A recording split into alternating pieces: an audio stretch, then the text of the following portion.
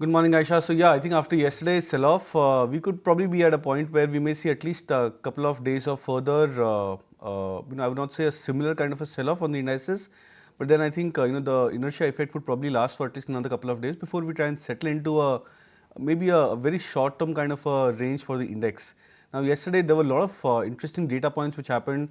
There was a 25% jump in the open interest for HDFC Bank, Bank Nifty, and so many of the other private sector banking names, which indicates that there has been a major shorting which has happened into the bank nifty as well as into these large cap private sector banking stocks. And that could probably be one of the major reasons why we may probably see a follow through effect for many of these stocks on the downside. And the other way to look out for is, that till yesterday we were looking at 22,000 as maybe a pivot range for the index, but the index hovering around those levels because of the option writers. Now yesterday 21,700, 21,800 and even 21,600 strikes has seen a major amount of call shorting or call writing. That again indicates that we could now be looking at a resistance which is lowered from 22,000 to now 21,600, 650 mark for the Nifty. All right, let's find out Nooresh's take then on the markets. And Nooresh, the fact that you had the biggest one-day fall since June 2020, and clearly it was HDFC Bank that contributed nearly 240 points to that slide. What's that indicative of in trade today, given that the global setup isn't showing you any respite?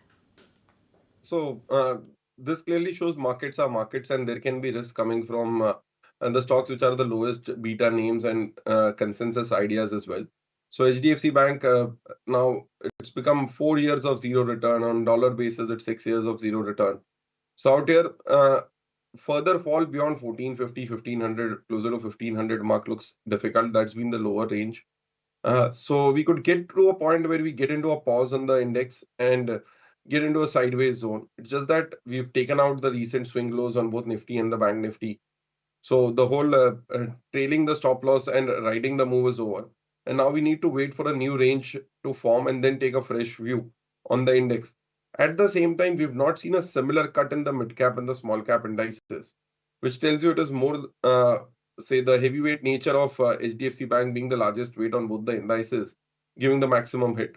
So for now, take time to be a little more defensive in the markets, wait for a range to form, and then maybe start looking at getting more aggressive.